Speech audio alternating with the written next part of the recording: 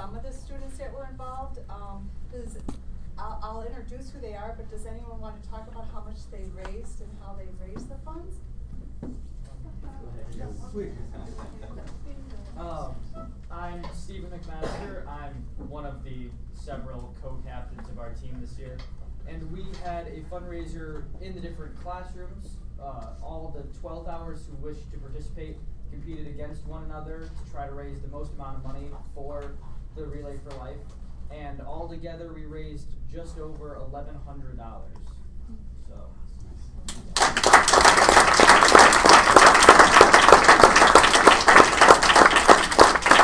The students that we have here with us is Nolan Valdivia, Caitlin Dila, Chloe St. Arbor, Stephen McMaster, Katrina Leva, Grace Flowers, Kira Becker, and Danny. Thank you. Danny, I hear about your payments. Sorry, Danny. Thank you. Great job. Thank you. Great job. Great job.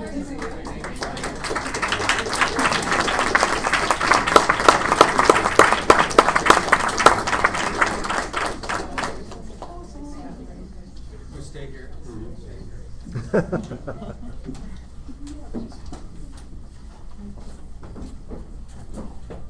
Okay, we have a special recognition of two of our students involved with our music program. And I'm going to have Allison Liska explain a little bit about that. I have the great honor of recognizing two remarkably talented ladies with whom I've had the opportunity to work for the past 5 years through orchestra, Hannah Bingham and Genevieve Smelzer. I attended both girls' recitals this past weekend, and they both play with such commitment, beauty, and maturity that they both sound as though they've already completed college. I anticipate tremendous things from these young ladies as they both pursue music in college. But for tonight, I'm here to honor them for their performances at the Fish-Off competition, which is a national competition for chamber music. Both girls joined MYA, which is Midwest Young Artists Association, which is how they gathered together with their quartets. The top 24 nationwide quartets were picked after an initial screening, but they both proceeded on beyond that. Hannah's quartet, Torju Stuga, which is cream cheese in Estonian, placed in the semifinals, which means that her group was within the top 12 in the nation. And then Jenna's quartet, Marina, or beluga whale in Turkish, was within the top 3. So absolutely fantastic placement within the nation. To kind of give you a bigger scope of how well they actually performed, they did the junior level, but the senior level competition winners in the past have included the Avalon Quartet, which is the quartet in residence at Northern Illinois University. So they are really on their paths to being fantastic professional musicians. So.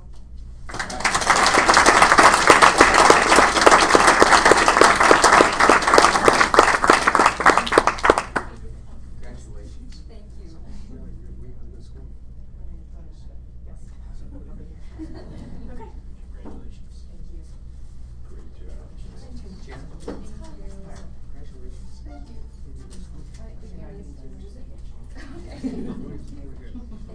I have to tell you two, Thank you. last night I spoke at the Rosette graduation and I cited your performances as something 8th graders can aspire to be someday. So strive to be someday. I know nothing about orchestra, but you knocked my socks off last week, and it was spectacular. So now you have 8th graders that know your name and want to be like you. And we're going to try to grab you for a little picture. We're just going to get the board. Yeah, you just come right here, and we squeeze in a little bit here. Yeah, I'm going to get right here. Could you squeeze in? We're going to try and get this one in the end. You guys can angle too and sort of squeeze in.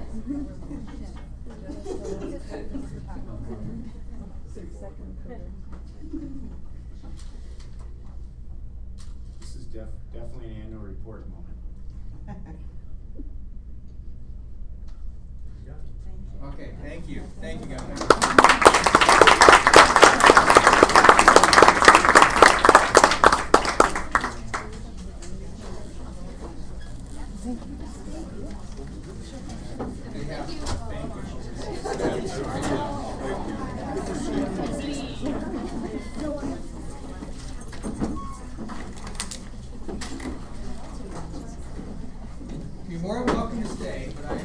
Run while you can. There's actually a Relay for Life rally at Sycamore High School. Take them up for somebody. It's a federal crime. When he says it, I was. Okay,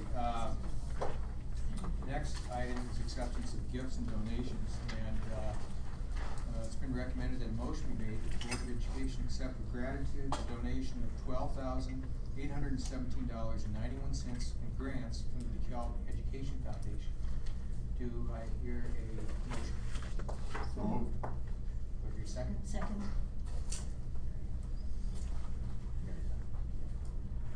Yes, yeah, I was actually just pulling up the grants as we spoke. Let's vote on it first. I'm gonna have to make some comments, okay, Mary? Roll call? Cohen Barnes? Yes. Rena Fontana? Yes. Vicky Hearn in favor? Yes. Mary Hess? Yes. Tom Mattia? Yes. Victoria Newport? Yes. Casey Williams? Yes. Mary, I know you serve on the board. You did that prior to coming to school. I did serve on the board for 1 year. Could you give us a little bit of an update on this? Sure, it was an honor to serve on the board. It's a lot of hardworking people, who are very dedicated to making sure that our students can have above and beyond just what the district can afford. They spend a lot of time thinking about, ways to raise money and, have reached out to additional people, trying to build up the level of support from, district staff, because that would allow us even more funds to contribute back to the schools. So I know that that's something that they're gonna continue to work on. It was wonderful to have the support of Dr. Briscoe, and see many of the staff come to our fundraiser events. But it's just, if you look at over the years, how much that DEF has given, well, the community has given to our schools, it's very impressive number. Great group of leaders they have right now, so. Some of the things that they purchased were Chromebooks for the high school, iPad and smart cases, for Malta, a tenor steel pan for the high school, headphones, microphone speakers for the high school, Pronto Pro Click bindery system for the high school, Ravens Court books for Portland, the Sherman Alexei novel at DeKalb High School, and a writing program at Little Job. So, again, great stuff. All right, now we move on to public comment. We have one card this evening. Members of the public who wish to speak to the Board of Education should complete a card request prior to the meeting. This section of the meeting will be reserved for comments from the public. All comments should be limited to 3 minutes, courtesy of the individual, which is not in order. We have Susan Spots with Girl Scout Troop 92.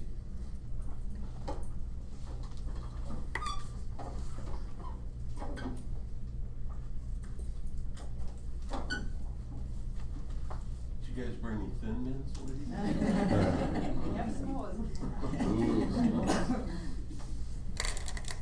Hello, my name is Allison. And my name is Bethany, and we would like Girl Scout Troop 92 in Portland. And we would like to talk to you about why we think you should start to eliminate the use of styrofoam plates in our schools. As you probably already know, styrofoam is bad for the environment and can be bad for our health. One idea to stop using styrofoam plates is to use recycled plastic trays that can be washed and reused. By not using styrofoam plates, the amount spent on garbage pickup would be greatly reduced. Another idea would be to use a biodegradable tray. One tray that we found is made out of the waste products of sugarcane production. A school in New York City came up with the idea of Trayless Tuesdays. On Tuesdays, food is served in recyclable containers. It's just 1 day a week, and that 1 day would cut down on 20% of the budget for the styrofoam plates. If the schools started using compost bins, they could put in anything that is biodegradable in the school's garbage. For example, the biodegradable plate we talked about earlier could be put in the compost bin, as well as apple cores, banana peels, paper, and napkins. By composting, the school would save a lot on garbage pickup, and the compost would be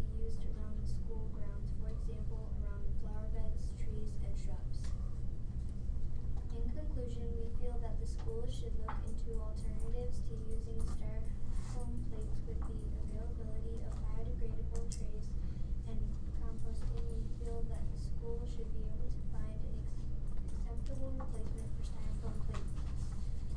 We would like to present to you a petition that we started in favor of eliminating styrofoam plates.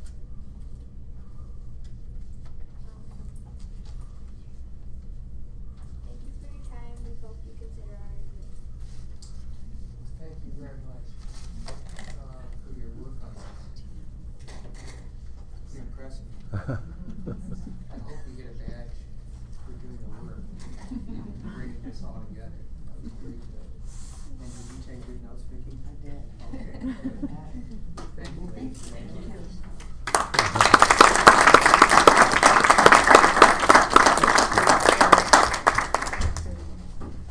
You didn't think of that, Carrie. I'm not a Girl Scout. It's all part of the FFAC, isn't it? I think we're gonna put them in charge or have them talk to Mr. King. Yeah. I think Dan would embrace that cause, so. Maybe they're Dan's replacement, he just retired. That's right. I asked Dan if he would still work on certain things, and he agreed that he will, so that's. All right, do we now have board committee reports and correspondence? Any updates from anyone? A couple. Okay, please. This is not related to the FFAC, but just a couple cool things that happened, and Dan Kinney made me think of it. The FFA volunteered to work up until several of Dan's garden plots, and these garden plots are the pieces of property that you can't turn a real tractor around in that nobody else wants. The FFA equipment ceased working, and a local farmer jumped in and helped out, and it was interesting to watch because he did have to turn his tractor around in these 3-acre lots, but the FFA with the support of this farmer was able to till several acres for Dan Kinney, and if they utilize that properly, I mean, they're gonna feed a bunch of folks. It's over 10, 12 acres, so that can raise a lot of peppers and tomatoes, you know. The last thing, and I'm not sure what we're supposed to say about this, if anything yet, other than Cortland, and these gals made me think of it, the gym program out there. And I'm sure we'll recognize it here soon, recently received an award, but the most interesting part of being part of that interview process and what they went through was I discovered that in Italy, they have a larger childhood obesity program than we do, and an Italian contingent came to the Center for Disease Controls to learn about how we're dealing with this in the United States, and they actually referred them to Cortland Elementary School to see how it's done. And he's running Zumba classes for the staff.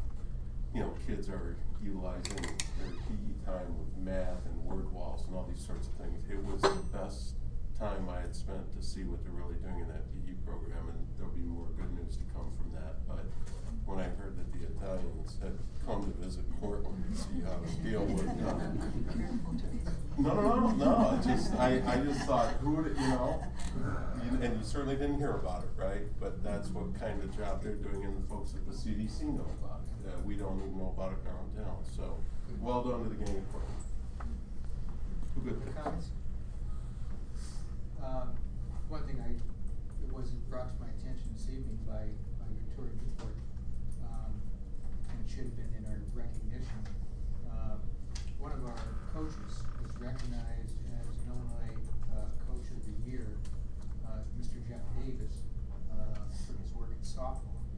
As you know, the girls' softball team, who Ms. Newport's daughter is one of the players on the team.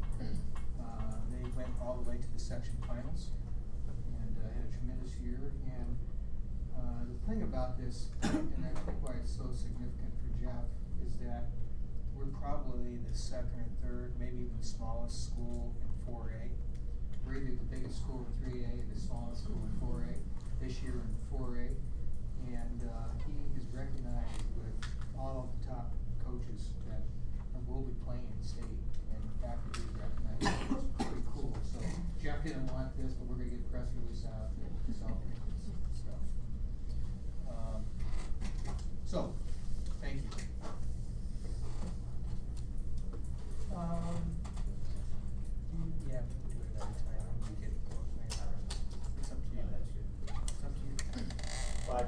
just quickly say that, before you're aware of it, is Brian Huey is working with the city of DeKalb and the Athletic Booster Club to work to put our logo up on the water tower by the high school. So there's a lot to do yet. There are some costs associated. We're trying to keep the cost way down by doing donations and looking. It should last for 15 years, but it'll be facing the high school. And so the reason why we keep the cost way down is that the equipment is very expensive. It's like $500 an hour in Monsanto. When they pull down the ears, they're going to let us use that equipment. And the city is going to approve giving us some money for it within the next week. So we're well on our way of getting this done. I got to tell you, I'm very excited because I just think it'll be very neat to drive into the DeKalb High School area to see our pride standing out every day. So to me, I think it's really neat. And I think the logo that we'll be presenting at the future board meeting was a contest among students. And it was selected from that group, which is really cool. As a NIU alum, I mean, I love coming home and seeing it on the water tower, seeing the logo just represents home. And as a DeKalb Bard alum, I just think it'd be really cool. So just as a local boy coming home from out of town and you see that stuff up on the water tower, it's a pride thing. So I think it's fantastic. Nice work, Jim. All right, we have a presentation tonight on local district data trends with Dr. Moore and Dr. Kelly. Well, as we did after our winter testing period, we've got the spring results in, so Dr. Summersville. Would you prefer for us to take seats? That might be a good idea. Yeah. All these graphs, we don't need to. Yeah.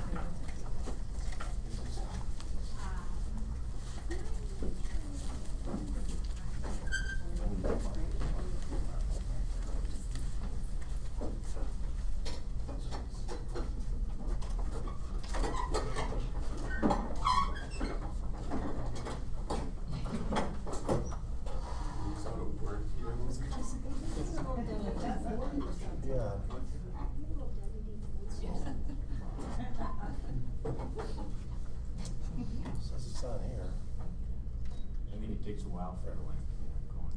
No, it's watching. Okay. All right, so I'm really excited to talk to you about our last benchmark for our local district norms, which took place throughout the middle weeks in May. This is really just going to be an update of what I presented to you at the April 16th meeting. So at that time, I had presented information on our reading curriculum-based measurement tool, as well as our math computation measurement tool, which is given to all of our students. A version is given to all of our students, grades K-8, in the fall, the winter, and the spring. And when I came before you on the 16th of April, I had presented our fall and winter data. And now we have our spring data, which is really exciting to see that nice stair-step pattern that we always want to see within each school year. We want to make sure our students are growing not only within each school year from fall, winter, and spring, but from year to year as well. So the blue bar is our final benchmark, which was in May, and we can see for grades 1 through 8, everyone, the average of all of our students grew from the fall to the spring, which is excellent and what we hope to see. In addition to the comparison for just this school year, this is just 12-13 data, I wanted to quickly show you the year-to-year comparison. And I skipped over fall and winter because that's information that I already presented to you, but I wanted to leave in the PowerPoint so you had a more holistic view if you wanted to look back. But this is how our scores have changed over the past 5 years at our spring benchmark. So we are seeing some growth in certain grade levels. We're seeing a couple of points, an average loss of a couple of points at other grade levels. I think the important thing to keep in mind with all of this is because our sample sizes are upwards of 400 students at each grade level, these changes of a couple of points here and there are very likely not statistically significant. But keeping that in mind, I think Doug and I and the curriculum department in general would love to see consistent, steady growth from year to year that is statistically significant. So we continue to brainstorm ways that we can make that happen through professional development and things of that nature. And then the same thing, that was the reading data, this is our math data. We saw more pronounced growth from the fall to the winter to the spring in our math data compared to our reading data that was a little bit more consistent growth. We see some really big gains, especially in 4th grade. Look at that 4th grade growth. An average of 14 digits correct, items correct, 23 items correct in the fall to 51, almost 52 correct in the spring. So huge growth from a lot of our students. So again, this is just the within year comparison of 12-13. This is the fall benchmark. You can skip ahead, winter. And then our spring benchmark. So again, this shows how we've grown from year to year. We've been assessing our students in the reading measures for 5 years, which is why I have 5 years of data to show you. We've only been doing the math measure for 3 years, which is why there's only 3 years of data to show you. Again, we see some dips or raises depending on the grade level from year to year, but overall, none of these changes are likely statistically significant, but similar to the discussion with reading, we are talking about this in math as well. I think we would love to see that sustained stair-step pattern, not only within each year, but from year to year overall in both math and reading. But again, each one of these colors represents a different cohort of students, so it is an actual different grade of students on each of those levels. Next one, Kelly. I think this is it. Yeah. Questions for Kelly? Go ahead, Tracy. I have one question too. Go ahead. Yeah, just one. The last slide, Doug. Is you're following a class through their progression. Is there any way, and understanding that, you know, a small bump might not be statistically significant, but how does the 7th grade class in the 11-12 do so well, go into 8th grade and not do so well? The grade level to grade level, the bar is raised. 1st grade, for example, it's end of 1st grade material, 2nd grade, end of 2nd grade material. I'm not sure if the expectation on the assessment jumps that drastically from 7th to 8th grade. It definitely jumps that drastically from 4th to 5th. That's a national trend. That's why we see that big dip at 5th grade. 7th to 8th, though, I'm not exactly sure why they just don't recover at the rate that they do. Yeah, intuitively, you would expect to see that stair step to about the 6th grade, then a drop, and then another stair step. And I'm just wondering what that meant. You do from 1st to 4th, where they kind of, at the grade bands consistently go up. But we do not see that at the middle levels. Oh, Mary? For the 7th and 8th grade, I was just curious because they're, the students can be in, you know, the regular, the advanced math. Do you take a sample from all of those classes? This is actually our entire population within an entire grade level. So it's all of our students with very few exceptions. If we have students in the SOL program, for example, that might have a completely alternate curriculum, they would not be assessed using this measure. But this includes all of our students in 8th grade, for example, if they're in algebra, advanced pre-algebra, honors geometry. Yep, it includes all of them. Okay, so some of these students are taking, you know, high school level classes. Yes. And you know, I can see where that can contribute to. It raises the mean. It would raise the mean. Interestingly, I was at a data team at Dr. Scott's school, and 8th grade, as a matter of fact, and when we looked at our highest performers on this brief 8-minute assessment, the first 2 pages of our top performers were the students that were in honors geometry or algebra, as you would almost expect to see. So again, that lends some credit to this being a solid assessment of our students' overall math health. But now what we need to try to do is figure out how we can get the entire population to grow in their basic skills. Colin? Do we have the ability to look at, like, let's say the orange and black team to see what 7th grade orange and black did on the MCOM? We do. Were they, do you know off the top of your head, were they similar? Was They there were, difference? Okay. they were similar. Is there a way also to drill down into the individual classroom to be able to evaluate maybe the effectiveness of an individual teacher? The only issue with that is the smaller size Sample sample size size. gets, the more variability is inherent, and so you in terms of being statistically significant, you know, if you've got 400 kids taking it, you know, a 3-point change might be statistically significant. With a small class, it may not be. But if you did it year after year that teacher is in that position, Absolutely. you'd be able to develop a Longitudinally, trend. yes. Right. Exactly right. You have to be careful though, because if there's a resource class, you've got special ed kids in it. So if 30% of that classroom is special ed kids, you're gonna expect that that particular class is gonna have a lower score. It's not a reflection of the teacher with that particular class. Right. You still really need to, because kids do get tracked, just like the advanced kids get tracked in advanced language arts, advanced math.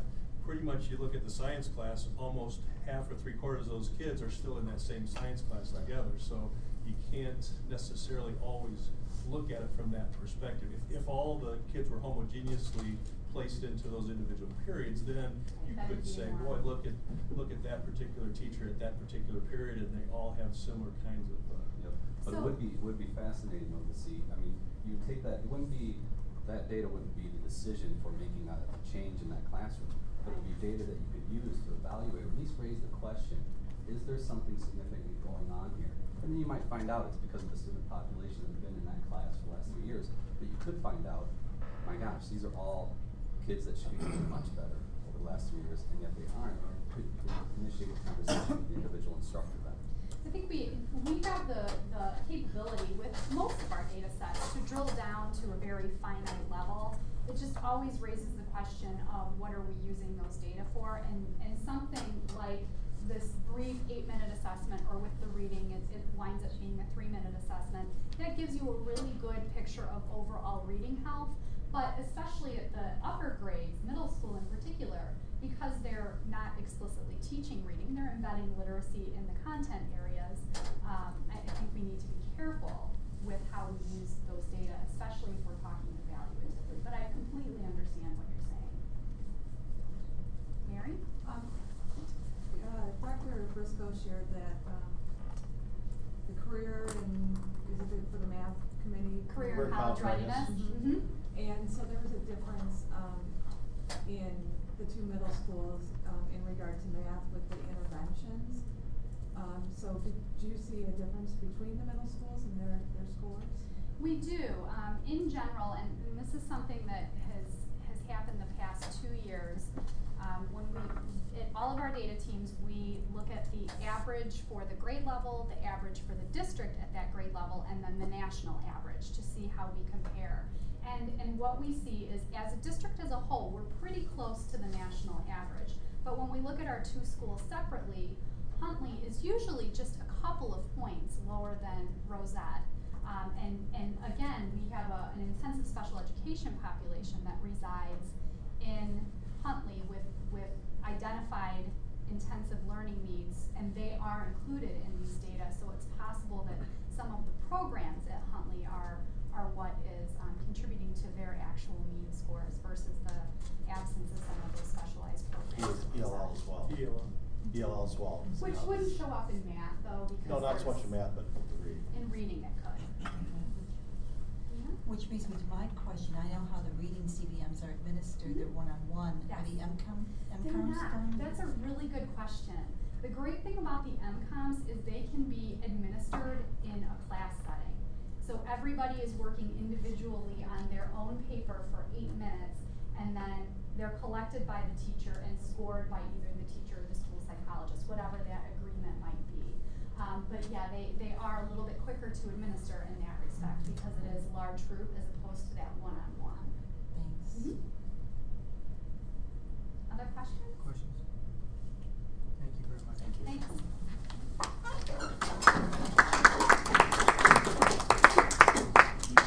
Could I just make a personal plug here? I was going to ask if you make some comments. Yes. maybe all of you may not be aware, but Dr. Summers is going to be leaving us. She accepted a professorship at Northern Illinois University. We didn't which approve is- that. The board did not approve it, but actually the board of trustees did approve it. And so we will still be fortunately having use of her for a portion of her time as a consultant, but I just I can't say what a wonderful pleasure it is to have Kelly as a colleague, and what she contributes to our department and the district overall has just been phenomenal, and she is truly going to be missed. We got a great replacement for her, but she's just got a phenomenal skill set, plus her interpersonal skills make it, she is, no matter where she goes in the district, she can get along with everybody, and she will be sorely missed. As you know, a lot of times it's difficult to take quantitative data and explain it to people in a relatively, I don't say simplistic, but in terms they can understand. I know, you're talking about us. but Kelly definitely, that's one of her strong suits. So I just, personally, we can't thank her enough, and she is going to be missed, but like I said, you're not really leaving us because we'll still have you as a consultant. So anyway, wish her best luck.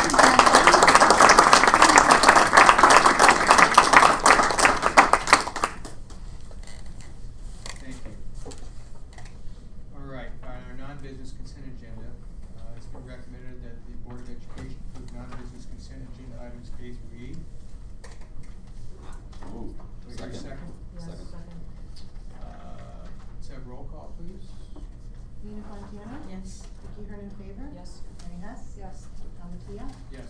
Victoria Newport? Yes. Lisa Williams? Yes. Owen Barth? Yes. Motion passes. Business and finance.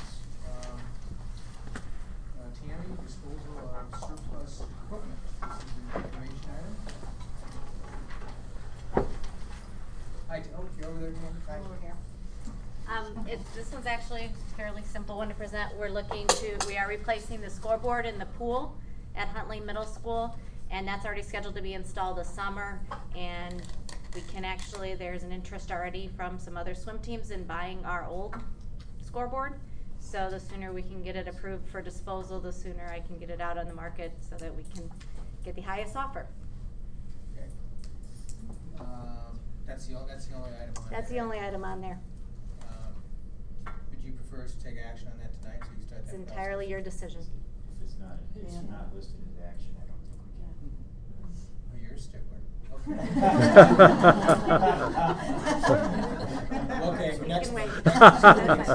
We can give it a nod to. Yeah. Yeah, I think you could go ahead and market it. Yeah, you can mark it. Okay, we can do that then. Can't accept the money. I won't do that, okay, that's the deal. So we'll remember that next time an action item comes before us, informational the week before. Just give me the nod. All right, Tammy, while you're there, and I know Cheryl's here also, would you give us an update on the food pantry and DCT Cares? We're very excited that it's going to be opening up soon. Cheryl's going to give more details, but our maintenance crew did get the metal shop completely demoed to the extent it needs to and ready, and the floor is all nicely painted and new fresh paint on the walls. It looks really nice, and we've pretty much turned over a set of keys to that to our food pantry group, and I'll let Cheryl explain what the next steps are going to be. Great. Just to go back to something you said earlier, Tracy, about the garden, and with the FFA helping us out. I just want you to know, a quarter acre of potatoes have already been planted, and there's a whole bunch more going in. So we will have spuds for the entire county. Barb Food Mart is going to open June 20th. We'll be open from 3 to 5 for every Thursday. Our first order is coming on Monday. We're setting up shelving and everything tomorrow. To begin that, we've been shopping, and Lowe's has worked with us really well. We've developed a partnership with Hy-Vee. B95 is going to do some promotional work for us, and also with KEC, they're going to do a lot of our media work. So that's the beginning of our partnerships, and people have just been fantastic. I'm representing a whole group of people that are working together, and hardly anybody has said no. We've gotten a couple of grants from the Roberts Foundation as well as from Kishwaukee Hospital, so we are on our way. So we're really excited about it. Deliveries will be with the food bank on Mondays, the first and third Monday. So we'll go twice a month. This month we're gonna go the 10th and 17th since we're getting started up. I'm beginning to think of things in thousands of pounds, you know, a kind of thing that our shipments will be. We will have a soft we're calling June 20th kind of a soft opening with a grand opening later in July once we get all of our tweaks out. We want to invite you all to come to like a little media thing like at 1 o'clock. But then we're going to very politely and respectfully ask you to leave so no one has any. We're very, very sensitive to stigma and perception. We don't want any press or anyone else there. We're welcoming kids groups to help us pack things and put things away, but we will not have them serve. We don't want some kid to come in and say, hey, that's a kid I sit in math class with. You know, we don't want any of that kind of stigma. So we want to be very, very respectful, hence our name bar food mart. The facility looks awesome. Please come by and see it. So we have a logo all set to go, and as soon as I get a t-shirt, I'll be a happy girl. So, thank you, Cheryl. You're welcome. And I'm sure our friends, I don't want to speak for Dave and Scott, but I'm sure that the Chronicle and LBK will be glad to help. Yeah, think about July 25th, okay? So, thank you very much. Any questions? Well done, Cheryl. Oh, no, Mary's got a question. Did you say the first food delivery is this Monday? Yes. And so you need volunteers for Yes. that? And what time is that? 11 o'clock. And youth can do that? Yes. Right, you can come at 10. We'll probably have some, you know, preliminary stuff to get set up and that. But yes, that'd be great. Get that, Scott? Thank you very much. All right, come on by. All right, from there we jump to a budget update with Andrea. Yep, you're gonna use the screen? Yep. Okay. Oh gosh, We'll I'm get excited. started.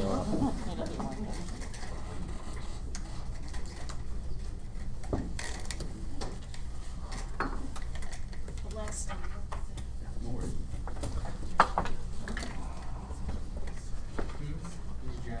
Cindy.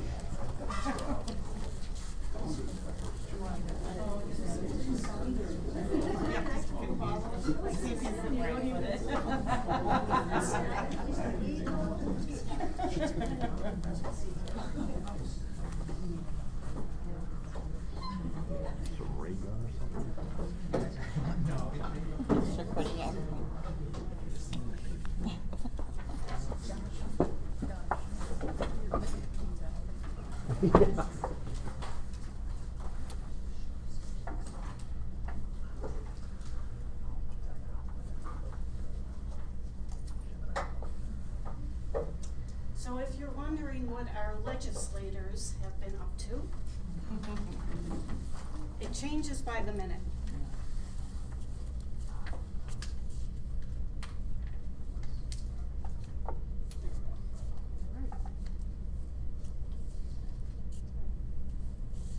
Okay, so first off, when we start our budget process, for especially some of our new board members, we have a projection model that we work through with PMA, and we take a look at what our budgets would look like as we're looking out for the next 4 or 5 years.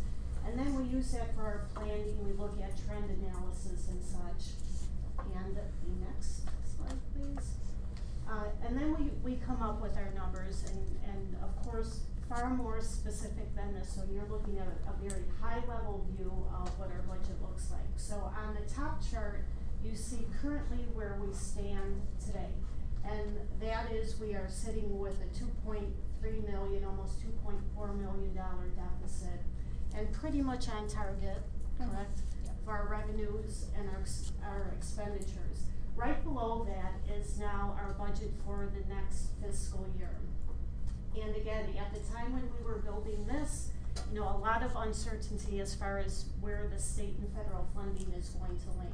So I will tell you, there's, right now, the good news is, the governor hasn't signed this yet, but as the legislators were in session, it looks as if the general state aid funding will be at 89%, which actually then will mitigate some of this deficit because it'll be an additional approximately $800,000 more of revenue coming our way, which then would leave us with about a $2 million deficit for the next fiscal year.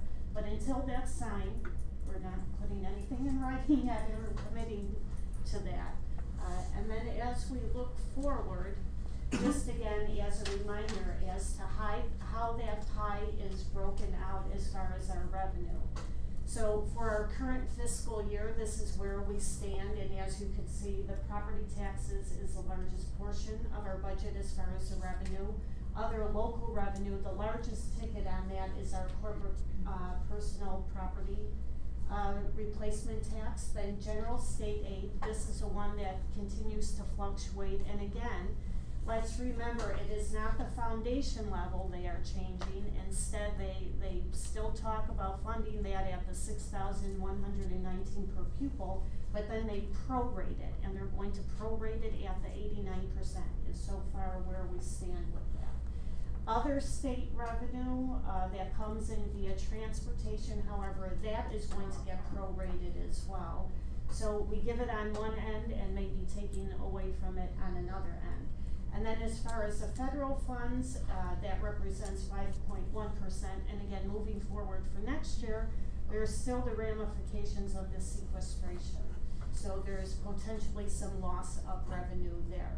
Then when we look at our expenditure pie, we take a look and of course know that because we are in the service industry, that about 76% of our pie is taken up through human resources, which is our staff.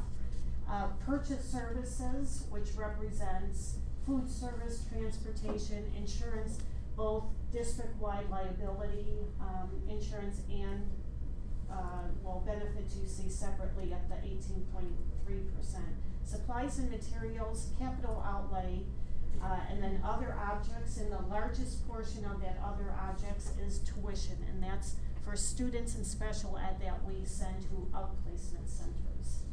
And then the next slide, and I'm sorry if I'm in your way over here, are some of the assumptions that we build moving forward. And our corporate personal property replacement tax, again, that's been one that has been declining over the last few years. Our investment income, unfortunately, the rate of return we receive on that is pennies on the dollar, literally pennies on the dollar. And additional excess TIF money, we have an agreement with the city of DeKalb, of which when they declare a surplus, we get money back from that TIF. So those numbers are incorporated into our projection model. And then other local revenues, we are holding that at what our fiscal year 13 budget levels are. Then on the, additionally, the general state aid in here, that's where the modification would be. So when we say projected funding at 83% of calculated allocation pending, that has now been lifted to 89%. So like I said, that perhaps is another $800,000 of revenue coming our way. On other state categorical grants, again, additional proration on transportation. On the federal side, again, the sequestration, and we have some good estimates on what that will be, and not all of these will be affected equally. Some we will lose about 5%, others are 4%, and different variations of the federal grant level. Then from there, the revenue sensitivity again that we have built in just so that we know typically when we're looking at our fund balances, some of these ranges we're looking within. So again, they are not touching the foundation level. They're leaving that at the $6,119 per pupil. However, what they are touching is a proration level, and that, of course, at the 89% brings us up in revenue, which is an excellent thing for us to happen right now. Possible federal sequestration, that 8% has now been lowered to about 5%, but again, not equally across all grants. Some will be affected by, I think, about 4.1%. Then on the expenditure side, we have built into these CPI increases currently right now. We are in negotiations with teachers, so that could be a bit of a moving target right there. Health and dental benefits, we have at 7.5% annual increases. 2 weeks ago, we met with our insurance committee and yet learned of some more fees coming our way. through the healthcare reform. So right now, as that stands, it is our understanding from our insurance broker that there will be additional fees placed outside of just the insurance premium. So there will be a cost per head for everybody insured. This is not just employees. This is you as an employee. If your children are covered under our insurance, we also pay a fee on all those heads as well. So it's everybody who is insured. And right now, the estimation of the cost of that is $228,000. What I did just receive clarification is that will span over a 2-year period. So perhaps half of that, which this is not built into our model yet. So when we take a look at these, again, that has not been added to the expense side as of yet. But what I did receive is that fee will start January of 2014. So we'll have 6 months of this fee in at this rate, and then the projection is at the second year that rate doubles. So that's a fee that we did not know about previously that we need to work in here as well. And then for purchase services, again, and supplies, we just took a 2.5% increase across the board, excuse me, on all of those expenses. Special ed tuition, we built in about a 4.5% because continually over the last few years we have seen significant increases to those tuitions for those outplacement students. So then some additional assumptions. As I've said, the general state aid looks like that has been touched. As far as property tax, there has been no additional changes because there was a bill that was placed that would put some additional caps that would harm districts. That has had no legs or no movements so far. Retirements, because the legislators are now gone until the fall session, nothing passed as far as pension reform and pushing any of that expense out to school districts. And that was not built into the model, but these are just some additional things we had to be aware of with the TRS obligations.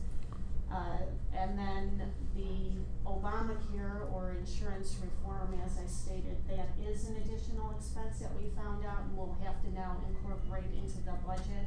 And again, what you are looking at is our operational budget excluding the $21 million of grant money, because we always look at it how we are performing without that money versus how we perform with.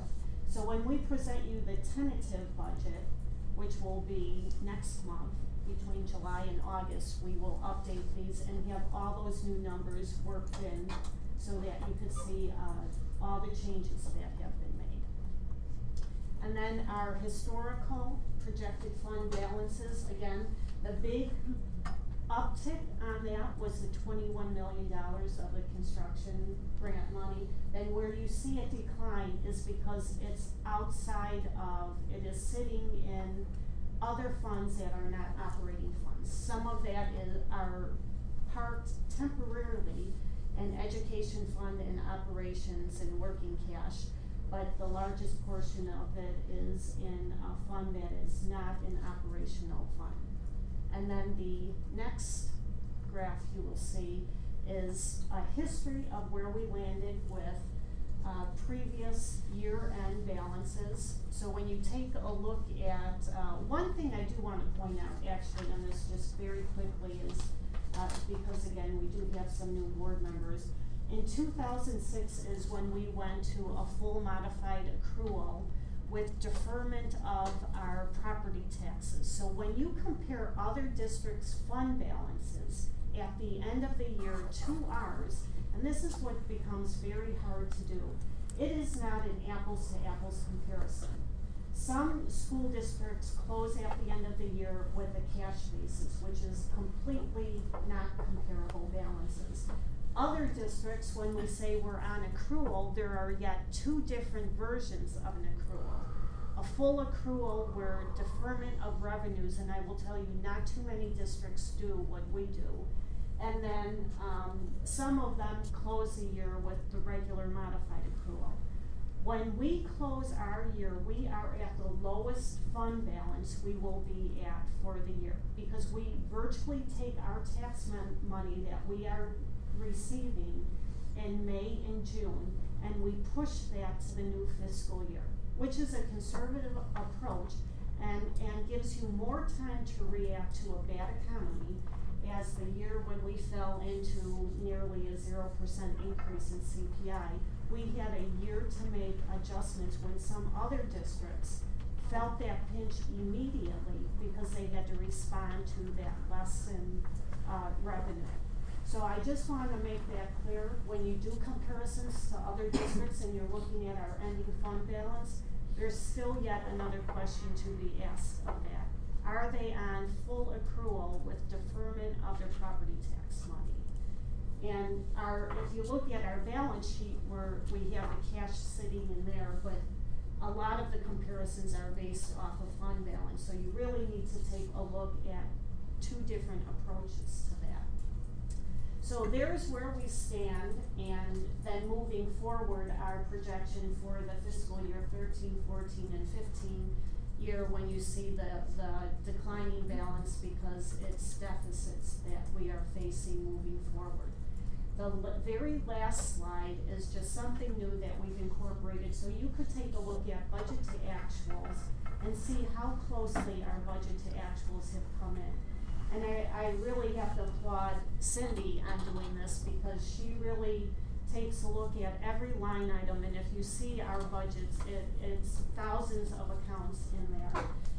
And then when you consolidate it like this, you could see truly how close we come from budget to actual. And then at audit season, so when we present you with the audit, and typically that's in December, January, sometimes February, we always have a reconciliation of what that difference is. Because at times, our revenue can fluctuate depending on what the state or the feds want to actually send off to us. You know, at the beginning of the year, it may be something, however, later on, the tables can turn on that, and then where our expenses are. So when you take a look at budget to actual for the 2011 fiscal year, which is a 10-11, for revenue, we came in budget to actual at 2.3%. On the expense side, which is typically, you know, a very difficult area because there are a lot of fluctuations, it's less than 1% from budget to actual. And then moving forward, when you see the box below as well for the 11-12 school year, and the for revenues and expenditures, you'll see 3% variance for the revenue and then 2% on the expenditure side. So if there's ever any question when we present a budget and then where we actually come in, it's just a little history for you to see just how close that is. And that's it. Any questions? We have questions, maybe we take those when we move back. Okay. While we're moving back, Andrew, my question was just this. I was unclear on you said we had 2 years to pay that initial fee for Obamacare. Yes. But then, so is that a one-time fee that's spread out over 2 years? No. It's an ongoing fee, but you get to defer part of it? Well, no, it doesn't start until January of 2014. So you have 6 months of it into your fiscal year for next year, and then 6 months of that fee, because they go based on calendar year. So it's going to cross our fiscal years.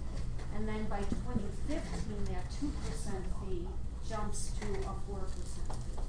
So that $200,000 expense would move to a $400,000 expense in the 2015 fiscal year. Absolutely. Question, same topic, just in terms of the digits, I know the reinsurance, and the way I learned the reinsurance was purchasing coverage over and above. Yeah. And moving the coverage out into the open market, is that not what's happening? No, what they claim is reinsurance, that's what they're calling their fee. It's reinsurance. Actually, there's 2 different fees attached that she just sent me an explanation of how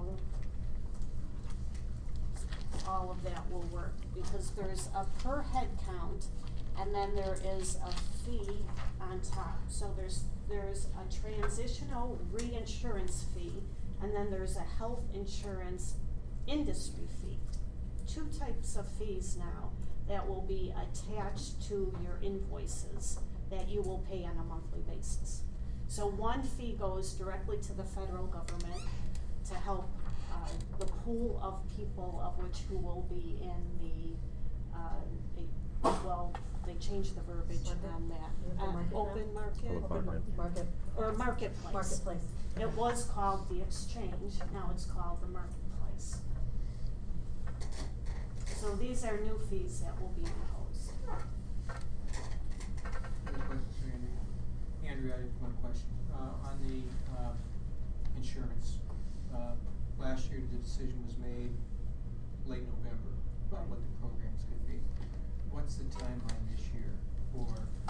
We talked about that at the committee, and I had informed them we need this information by September so that it comes to the board in October. And in the event there is increase, as we've seen before, and you want to send it back to committee, there's time for it to go back to the committee and reassess where changes could be made. And I missed the last insurance meeting. When's the next one? I don't know. I'll have to. Are there any held over the summer? I don't believe so. No. Okay. Okay. Other questions for Andrea? Andrea, thank you for the presentation. You're welcome. We won't hold you responsible for your information. Right, please don't. Okay, approval of the extension of the contract with Chartwells for 2013-14. This is an action item. This was presented at the last meeting. It's been recommended the Board of Education approve the extension of the contract with Chartwells for 2013-14 school year at an increase of 1.7%. I believe the 1.7%, as was explained at our last meeting, is basically changes in the federal guidelines and the adjustments in which Chartwells had to make to make sure they're in compliance. Right. And the state actually limits their contract increases to be no more than CPI. Do I hear a motion? So moved. Do I hear a second? Second. Discussion? Can we talk to him about styrofoam plates? Yes. I think that's excellent. Yes, we can, I do. That's a great idea. Duly noted. Great idea. Anything else? Roll call. Vicky Herman Faber? Yes. Mary Hess? Yes. Al Mattia? Yes. Victoria Newport? Yes. Tracy Williams? Yes. Paul Barnes? Yes. Nina Fontaine? Yes. Motion passes. That is the end of our meeting. If we have a motion to adjourn. Before we have a motion to adjourn, we do have a special meeting on Monday, June 17th, which will just focus on technology. Be primarily information that the board will be receiving, just what the technology companies are working on, and to kind of get everybody up to speed on the same thing. I know Colin sits in that committee, I sit in that committee. We want to bring a full presentation to the board, and then we will have our regular school board meeting on the 18th. Do I hear a motion to adjourn? So moved. Do I hear a second? Second. All in favor? Aye. Any updates on Fox game? Nobody's got none?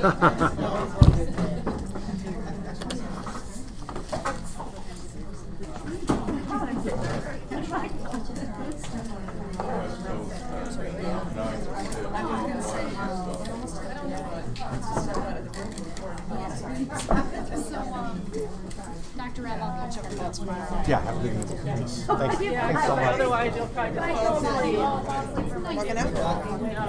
and then you pass it to I don't think I get to take it with me. Oh, okay.